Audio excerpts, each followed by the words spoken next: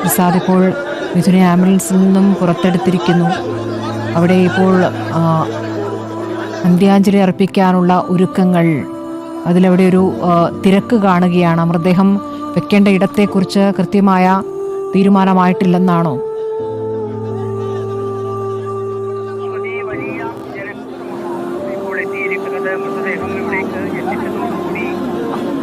മിഥുനെ അവസാനമായി ഒന്ന് കാണുന്നതിന് വേണ്ടി നിരവധി പേർ തിക്കും തിരക്കും കൂട്ടുകയാണ്. എല്ലാവരെയും ഒരു നോക്ക് കാണാനുള്ള അവസരം ഒരുക്കും എന്ന് പോലീസും അധികൃതരും ഇടയ്ക്കിടെ പറയുന്നുണ്ടെങ്കിൽ പോലും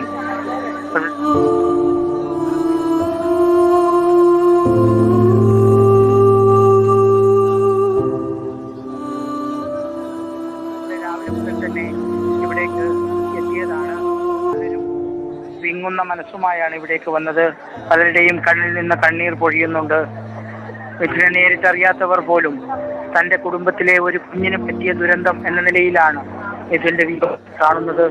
അതുകൊണ്ട് തന്നെ വലിയ സങ്കടത്തിലാണ് എല്ലാവരും. അതുകൊണ്ടാണല്ലോ ആശുപത്രി മുതൽ ഇവിടേക്ക് വെറും 5 മിനിറ്റ് പോലും എടുക്കേണ്ടാത്ത ദൂരത്തിലേക്ക് ഇത്രയേറെ സമയം ആംബുലൻസിൽ എടുക്കേണ്ടി വന്നവർ. വഴിയിൽ നിന്നെല്ലാവരും അന്ത്യാഞ്ജലി അർപ്പിക്കുന്നു. ഇപ്പോൾ ഈ വലിയ ഗേറ്റ് മുഴുവൻ തുറന്നിട്ടും ആളുകൾക്ക് അകത്തേക്ക് കയറാൻ പറ്റാത്ത വിധം വലിയ ജനക്കൂട്ടം റോഡിലും നിറഞ്ഞു കഴിഞ്ഞു. ഈ അങ്കണം മുഴുവൻ ആളുകളെ കൊണ്ട് നിറഞ്ഞു. ഇതിനെ അവസാനമായി ഒരു നോക്ക് കാണുന്നതിന് വേണ്ടി വലിയ ജനക്കൂട്ടമാണ് ഇവിടെ എങ്ങുമുള്ളത്. ഇതിനെ ഇതുവരെ അറിയാത്തവരും കണ്ടിട്ടില്ലാത്തവരുമായവർ തങ്ങളുടെ വീട്ടിലെ ഒരു കുഞ്ഞിന് സംഭവിച്ച ദുരന്തം പോലെ ഏറ്റെടുത്തുകൊണ്ട് ഇങ്ങോട്ടേക്ക് വരികയായിരുന്നു. ഏറ്റവും മിടുക്കനായ, എല്ലാ കാര്യങ്ങളിലും സജീവമായി ഇടപെടുന്ന, ഫുട്ബോളിനെ ഒരുപാട് സ്നേഹിക്കുന്ന, രാജ്യത്തെ സ്നേഹിക്കുന്ന, പട്ടാളക്കാരനാകാനുള്ള മോഹമുള്ള ആ വിദ്യാർത്ഥി മിഥുന്റെ ചേതനേറ്റ മൃതശരീരമാണ് തൻ്റെ സ്കൂളിൽ ഇവിടെ ഇപ്പോൾ പൊതുദർശനത്തിന് വെച്ചിരിക്കുന്നത്. സ്കൂളിൽ ഇപ്പോൾ കാണാം കൊടിക്കുന്നിൽ സുരേഷ് MP ഉണ്ട്, ഷിബു ബേബി ജോൺ ഉണ്ട്. റീത്ത് സമർപ്പിക്കുകയാണ് ഷിബു ബേബി ജോൺ. ദുരന്തമുണ്ടായ ഉടനെ ഓടിയെത്തിയ നേതാക്കളാണ് ഇവരൊക്കെ തന്നെയും.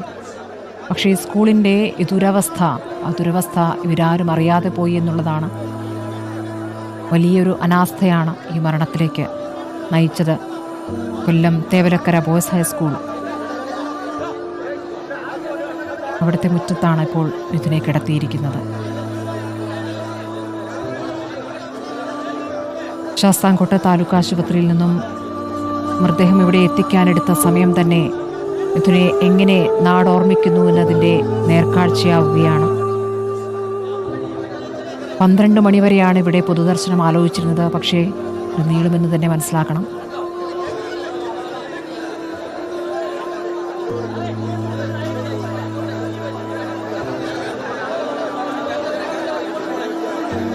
ഒരുപാട് സ്വപ്നങ്ങളുള്ള കുട്ടിയായിരുന്നു. പട്ടാളക്കാരനാകണം എന്നതായിരുന്നു അവൻ്റെ ആഗ്രഹമെന്ന് മുത്തശ്ശൻ പറയുന്നു. സൈനിക് സ്കൂളിൽ ചേരണമെന്നും അവൻ പറയുമായിരുന്നു എന്നാണ് മുത്തശ്ശൻ ഓർമ്മിച്ചത്.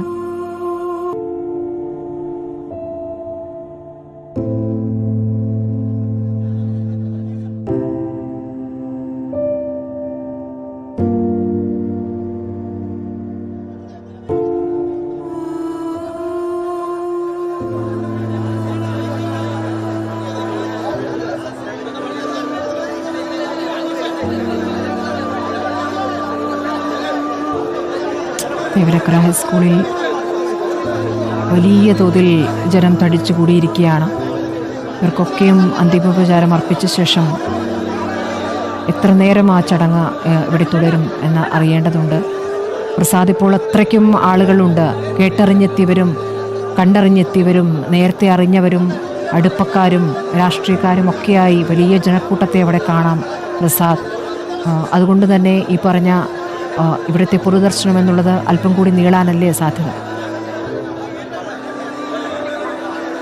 ഈ പറഞ്ഞ സമയത്തൊന്നും തീരാനുള്ള ഒരു സാധ്യതയുമില്ല ശ്രുതി. ഇവിടെ നിന്ന് എന്തായാലും ആ മൃതദേഹം വീട്ടിലേക്ക് എടുക്കാൻ വൈകും എന്ന കാര്യം ഉറപ്പാണ്. കാരണം അത്രയേറെ ആളുകൾ ഇവിടെ ഇപ്പോൾ നിറഞ്ഞിട്ടുണ്ട്. ഈ ആളുകൾക്കെല്ലാം അവസാനമായി മിഥുനെ ഒരു നോക്ക് കാണുകയും വേണം. ഇപ്പോൾ ഈ കൂടിയിരിക്കുന്ന ജനങ്ങളെ ഒരു വഴിയിലൂടെ കണ്ട് മറ്റൊരു വഴിയിലൂടെ പുറത്തേക്ക് ഇറക്കാനുള്ള ശ്രമമാണ് പോലീസ് നടത്തുന്നത്. ഈ സ്കൂളിൻ്റെ അങ്കണം പൂർണ്ണമായി നിറഞ്ഞു. അതുകൂടാതെ റോഡിൽ നിന്നുള്ള ആളുകളെ ഇപ്പോൾ തൽക്കാലം ഗേറ്റ് വഴി അകത്തേക്ക് കയറ്റി വിടുന്നില്ല. അത്രയേറെ ആളുകൾ സ്കൂളിൻ്റെ മുറ്റത്ത് നിറഞ്ഞതുകൊണ്ട് തന്നെ ഈ മുഴുവൻ ആളുകളും കണ്ടു കഴിഞ്ഞതിന് ശേഷം മാത്രമേ അവരെ അകത്തേക്ക് കയറ്റാൻ കഴിയൂ. അത്ര വലിയ ജനക്കൂട്ടമാണ് ഇവിടെ ഉള്ളത്.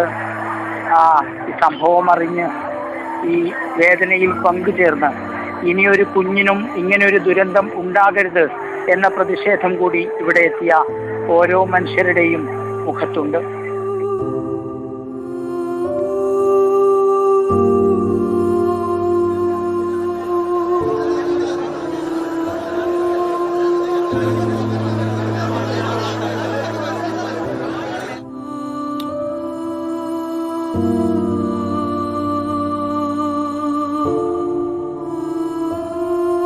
മിഥുൻ അങ്ങനെ അവസാന യാത്രയായി സ്കൂളിലെത്തിയിരിക്കുകയാണ്.